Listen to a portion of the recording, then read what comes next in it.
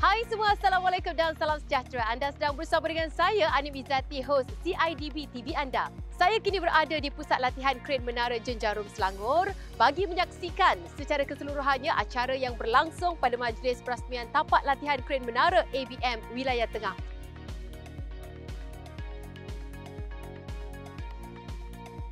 11 November 2024 merupakan tarikh bermakna bagi permulaan kerjasama strategik CIDB bersama dengan MRCB melalui memorandum persefahaman yang telah ditandatangani lebih setahun lalu selepas bajet 2023. Mengenal pasti MRCB sebagai organisasi untuk memperkasakan kerjasama awam swasta dalam memastikan program TVET dapat memenuhi tuntutan industri.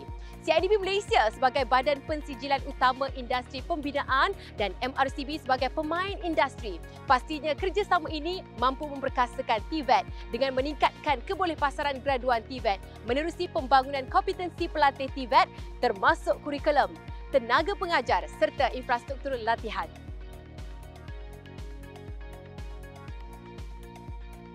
Majlis perasmian pada hari ini disempurnakan oleh Datuk Seri Alexander Nantalinggi, Menteri Kerja Raya.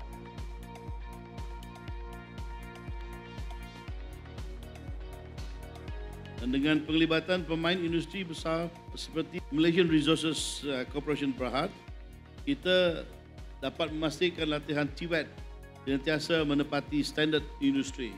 MRCB telah menunjukkan komitmen luar biasa dengan menyediakan tapak latihan, kemudahan peralatan dan sokongan kurikulum, fasiliti khusus untuk latihan kren menara yang disediakan oleh MRCB dengan kos sebanyak RM1 juta.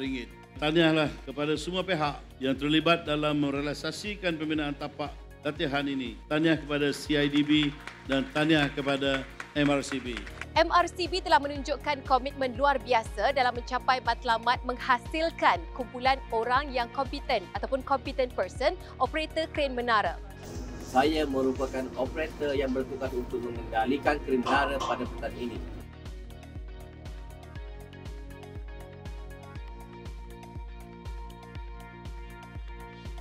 MRCB telah menyediakan tapak latihan, kemudahan peralatan dan sokongan kurikulum. Selain daripada itu, fasiliti khusus latihan kren menara yang disediakan MRCB dengan kos sebanyak RM1 juta membolehkan lahirnya bakat yang mencukupi untuk menyokong kemajuan efisien dalam pembinaan dan juga dapat membantu meningkatkan tenaga kerja mahir, mengurangkan kebergantungan kepada tenaga kerja asing dan menyokong peralihan penting ke arah kaedah pembinaan yang lebih inovatif dan lestari. Terkini, saya telah pun dapat melatih lebih kurang 460 orang banduan.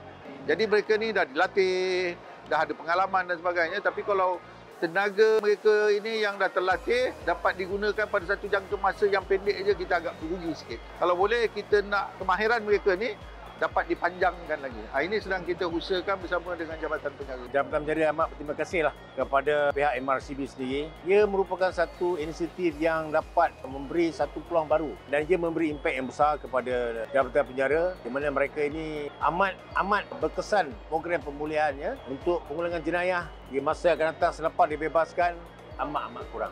Inisiatif yang terbaik untuk mereka ini dilatih, memulih, berada dalam masyarakat. Latih di dalam 2 bulan, 3 bulan dapat accreditation CIDB, baru kita pasarkan di luar.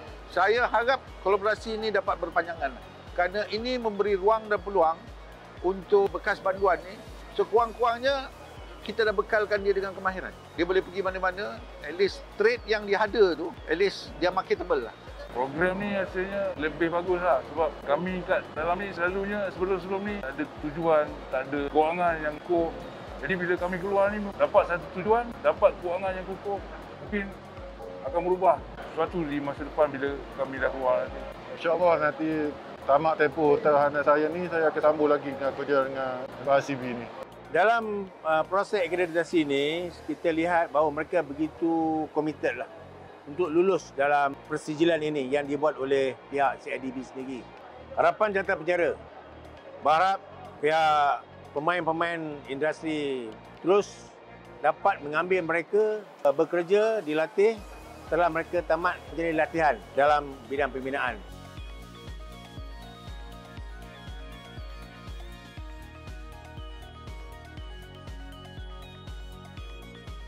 Sumber bakat tempatan yang mantap memastikan kita terus mampu memberikan projek berkualiti tinggi dan berdaya saing.